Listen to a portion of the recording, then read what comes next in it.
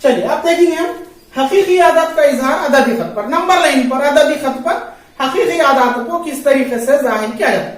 तो अब हम इस बात से बखूबी वाकिफ हो गए कि हकीकी आदात में तबई आदात भी है, मुकम्मिल आदात भी है, सही आदात भी है, नातिक आदात भी है, गैर नातिक आदात भी है। तो ये पांचों को भी हम अददी खत पर जाहिर करता है। तो हकीकी आदात का इजहार अददी खत पर मुराद तबई आदात को भी अददी खत पर बताया जा सकता, मुकम्मिल आदात को भी अददी खत पर बताया जा सकता, सही आदात को भी अददी खत पर बताया जा सकता, नातिक आदात को भी अददी खत पे बताया जा सकता और गैर नातिक आदात को भी अददी खत पे बताया जा सकता, जो आपकी दरसी किताब में मौजूद है। आपके पहले चैप्टर में वही मौजूद है कि हम हकीकी आदात को, इन तमाम आदात के सेट को अददी खत पर किस तरीके से जाहिर करते हैं।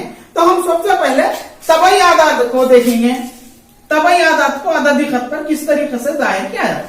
अददी खत से मुराद एक खत मुस्तकीम होती है, एक सीधी लाइन होती है, ये अदद तबई आदात को जाहिर कर। चूंकि हम देखे थे तबई आदात एक से शुरू होते, तो यहां पे लिख देंगे हम एक से शुरू कर देंगे, 1 2 3 4 5 6 7 8 डैश लाम। तो एक से शुरू होते हुए अददी खत पर आप इधर भी आगे बढ़ सकते हैं, मगर हमको तबई आदात बताने का। तो अददी खत पर दाएं जानिब बढ़ते हुए किन आदात को बताया जाता, तबई आदात को बताया जाता जो एक से शुरू हो रहे, 1 2 3 4 5 6 7 8 डैश, ये दाएं जानिब राइट साइड आप आगे लामुतनाही तौर पर बढ़ सकते। ये होगा तबई आदात का इजहार। अब उसके बाद मुकम्मिल आदात का इजहार। मुकम्मिल आदात को हम अददी खत पर बताएंगे। अब मुकम्मिल आदात की तारीफ देखें कि ऐसे आदात जो सिफर से शुरू होकर लामुतनाही आगे बढ़ते हैं उनको हम मुकम्मिल आदात कहते हैं। तो यहाँ पर मुकम्मिल आदात सिफर से इसकी शुरुआत करेंगे। सिफर 1 2 3 4 5 6 7 डैश, ये सिफर से शुरू करते हुए अददी खत पर दाएं जानिब आप आगे बढ़ते जाएंगे, ये कहलाएगा मुकम्मिल आदात का इजहार। अददी खत पर जाहिर करेंगे। ये हमारा अददी खत। अब सही आदात की तारीफ क्या बोले थे हम? ऐसे आदात जिनमें मुस्बित वाले आदात, मनफी वाले आदात और साथ ही साथ सिफर भी शामिल हो, वो सही आदात कहलाते।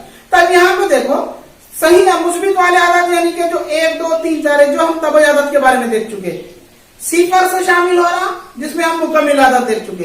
अब इजाफा हो रहा हमारे पास मनफी वाले आदात। तो ये तीन आदात को हम अददी खत पर किस तरीके से जाहिर करें। तो यहाँ पे हम सबसे पहले अददी खत पर दरमियान में सिफर लिख देंगे। ये सिफर हमारा अददी खत पर मरकज बनेगा, सेंटर पॉइंट। ये सिफर के हिसाब से हम सही आदात को जाहिर करेंगे। अब सिफर के दाएं जानिब पूरे मुस्बित वाले आदात, जैसे हम तबई आदात लिखे थे, मुकम्मिल आदात लिखे थे, वैसा ही सिफर से मरकज बनाकर, सिफर को मरकज बनाकर सिफर के दाएं जानिब राइट साइड में हम पूरे मुस्बित वाले आदात को लिखेंगे। 1 2 3 4 डैश। उसी तरीके सिफर के बाएं जानिब लेफ्ट साइड में मनफी वाले आदात, जिस तरीके से दाएं जानिब हम 1 2 3 4 होते हुए आगे बढ़े, उसी तरीके से सिफर के बाएं जानिब वही फासला लेते हुए, जो दाएं जानिब का फासला इस्तेमाल करे थे, वही फासले से हम बाएं जानिब मनफी वाले आदात को लिखेंगे।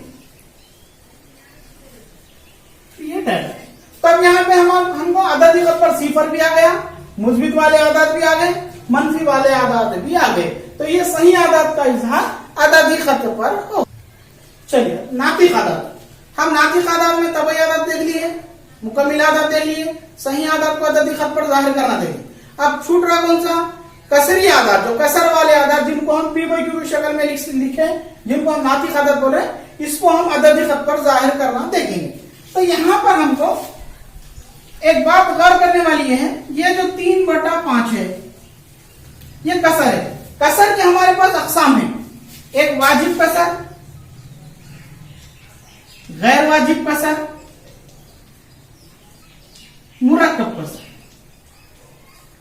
ये हमारे पास कसर के अकसाम है। तब यहां पर वाजिब कसर किसे कहते हैं, जो आप पिछली जमात में पढ़ चुके। ऐसी कसर जिसका शुमार कुनिंदा छोटा होना, नसब नुमा बड़ा होना, वो कहलाता वाजिब कसर। गैर वाजिब कसर किसे कहेंगे? मिसाल 8/5, जिसका शुमार कुनिंदा बड़ा हो और नसब नुमा छोटा हो, उसको आप गैर वाजिब कसर कहेंगे। उसी तरीके से मुरक्कब कसर, मुरक्कब कसर में क्या होता है? एक सही अदद आएगा और एक कसर आएगी, और वो कसर कौन सी रहेगी? वाजिब कसर रहेगी। तो एक सही अदद और एक वाजिब कसर से हमको मुरक्कब कसर हासिल होती है। तो यहाँ पर हम सबसे पहले वाजिब कसर अगर दी जाए तो उसको हम अददी खत पर किस तरीके से जाहिर करें। तो वाजिब कसर में एक अहम बात यह है कि वाजिब कसर की कदर कभी भी 0 और 1 के दरमियान पाई जाती है। यह बात खास तौर पर गौर कीजिए कि अहम है, नोट कर लेना कि वाजिब कसर की जो कदर है थी वो 0 और 1 के दरमियान में ही पाई जाती है। तो अगर वाजिब कसर दी जाए तो हम यहाँ पर क्या करेंगे? एक अददी खत खींच लेंगे। ये 0, इधर भी आप आगे बढ़ सकते हैं, उसकी हम गुजर देंगे यहाँ पर 1। चूंकि वाजिब कसर कहां पर पाया जाता है? वाजिब कसर की कदर 0 और 1 के दरमियान में, तो 0 और 1। अब यहाँ पर कसर का मतलब क्या रहता? ये शुमार कुनिंदे में 3 है, नसब नुमा में 5 है। कसर में होता क्या? बोलते हिस्सों को जाहिर किया जाता। नसब नुमा में जुमला हिस्से आते और शुमार कुनिंदे में जो हिस्सों को बताना है वो हिस्सों को हम लिखते। तो इसमें जुमला कितने हिस्से है? कसर में 5 हिस्से। तो 0 और 1 को 5 हिस्सों में बांट देंगे।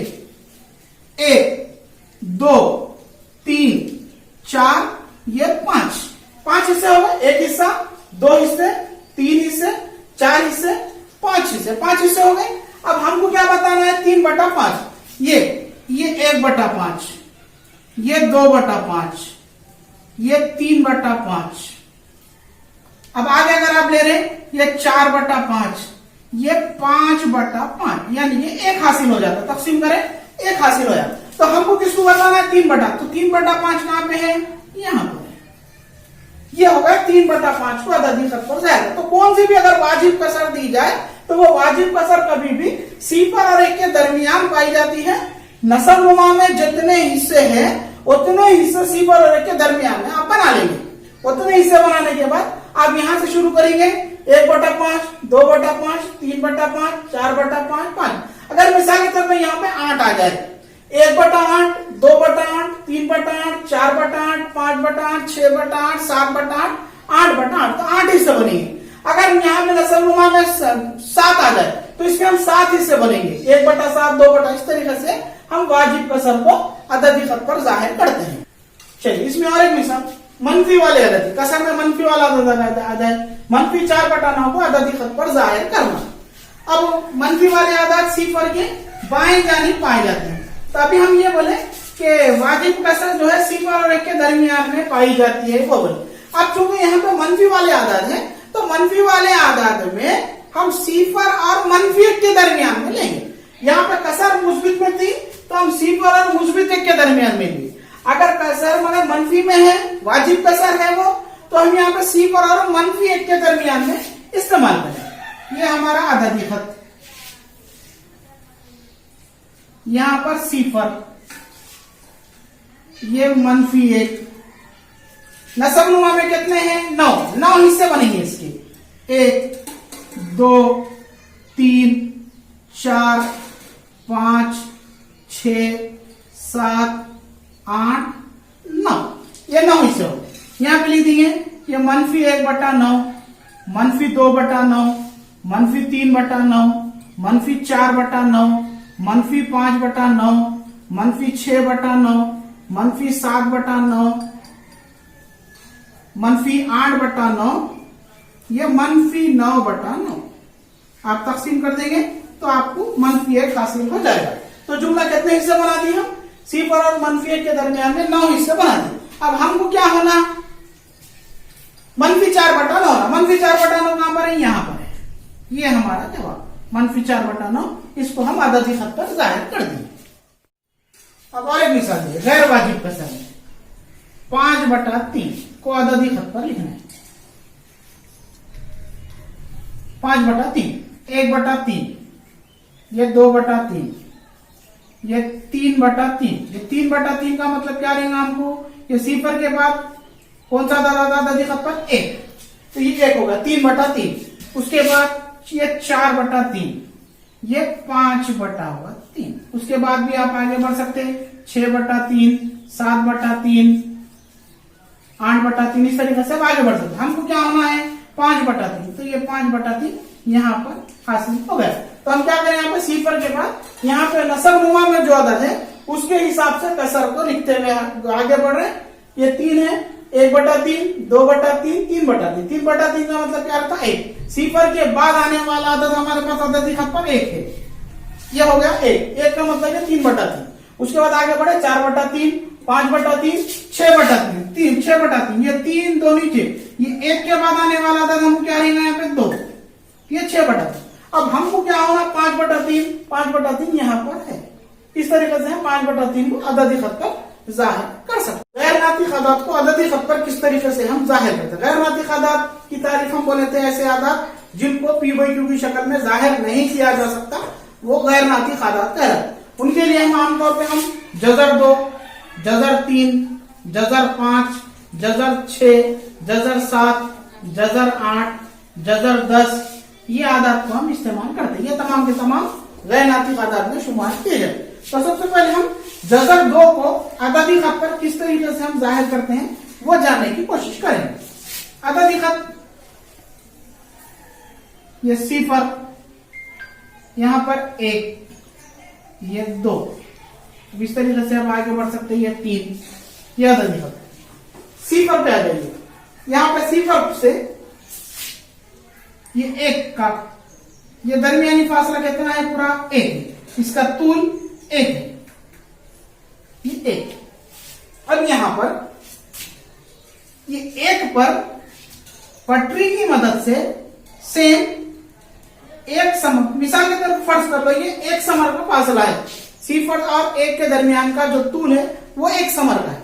तो हम पटरी की मदद से 1 पर अदद 1 पर एक उम्मूद गिरेंगे, 1 समर का फासला लेते हैं। यहां पर फर्ज करो यहां पर हमको ये 1 समर हासिल हो रहा।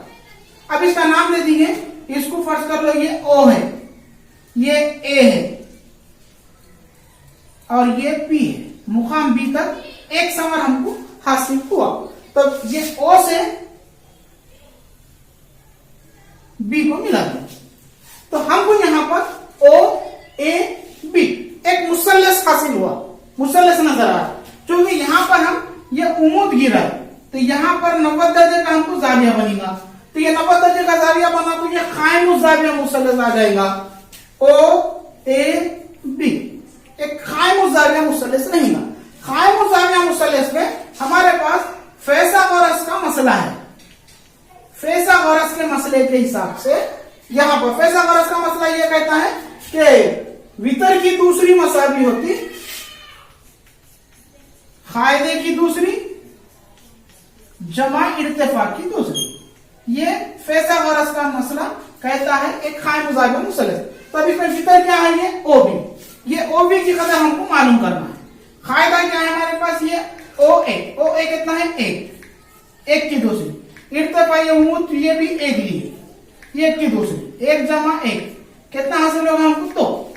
ये वितर की दूसरी है यानी कि OB। OB square is equal to 2 या OB इज इक्वल टू √2। तो हमको O से B का फासला कितना हासिल हुआ? जजर 2 का फासला हमको हासिल हुआ, जो हमारे पास जजर 2 है। तो अब यहां पर अदद हमको ये जजर 2 को अददी खत में बताने का। तो अब यहां पे क्या करना है? प्रकार इस्तेमाल करना। प्रकार में ये O को मरकज मानकर, प्रकार की मदद से O को मरकज मानकर O से B का जो फासला जजर 2 है, ये O से B का फासला हम प्रकार में ले लेंगे निस्कुतर मानते हुए।